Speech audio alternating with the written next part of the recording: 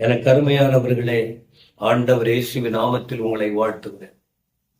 இப்பதான் நான் 4 நாளைக்கு முன்னாடி ஆண்டுடைய பாடு, அவருடைய மரணம், அவருடைய உயிர்த்தெழுதல், தொடர்ச்சியா அவருடைய வார்த்தைகளை கேட்டு, அவருடைய மகிமையின் அனுபவத்தை உணர்ந்து, அவருடைய தேவன் எப்படிப்பட்டார் என்பதை கண்டுகொண்டோம். அப்ப இன்று ஒரு இறைவார்த்தை என்ற இந்த வார்த்தைகளை ஒவ்வொரு நாளும் ஒரு 3 நிமிஷத்துக்குள்ளாக தான் உங்களுக்கு நாங்கள் சொல்லிக் கொண்டிருக்கிறோம். எப்படியாய் நீங்கள் தொடர்ந்து கவனித்தால் மத்தேயு சுவிசேஷத்தை வார்த்தையாய் நம்ம எவ்வளவு நாள் போனாலும் சரி நீங்கள் பார்க்க முடியும். அது உங்களுக்கு கண்டிப்பா தேவ வார்த்தை ஆசீர்வாதமாய் இருக்கும் என்பதில் சந்தேகம் இல்லை.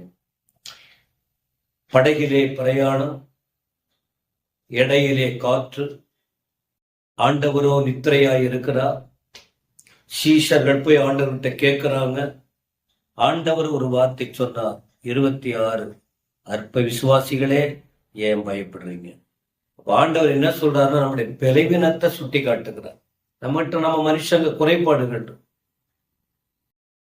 இருக்கு. அவர்கள் கூட இருந்தவங்களுக்கு, அவங்க கிட்ட இருந்த எப்படிப்பட்டவங்களுக்கும் பயம் வரும். ஆனா ஆண்டவர் அவர் அதை சொல்லி காட்டுறாரு. ஏன் உங்களுக்கு விசுவாசம் இல்லை? என்ன பின்பற்றி ஏன் வார்த்தையை நம்பி என் கூட வந்தவங்களுக்கு ஏன் விசுவாசம் இல்லாத போயிடுச்சு? அற்ப விசுவாசிகளை, கொஞ்சம் விசுவாசத்தோட இருக்கிறீங்களே, ஏன் பயப்படுறீங்க? அப்படின்னா என்ன அர்த்தம்? நீங்க பயப்பட வேண்டிய அவசியம் இல்லை சொன்னார். சொல்லிட்டு ஆண்டவர் அப்படியே விடல, எழுந்தார். உங்களுக்காக கர்த்தர் எழும்புவார். காற்றையும் கடலையும் அதட்டினார், மிகுந்த அமைதல் உண்டாயிற்று. அப்ப இன்று உங்கள் வாழ்க்கையின் நிலை என்ன? பயமா? சந்தேகமா? அலைமோதும் அனுபவமா? விடுதலை இல்லாத வாழ்க்கையா? என்ன செய்யணுங்கிற திகைப்பா? கவலைப்பட வேண்டாம், எல்லாம் வரும்.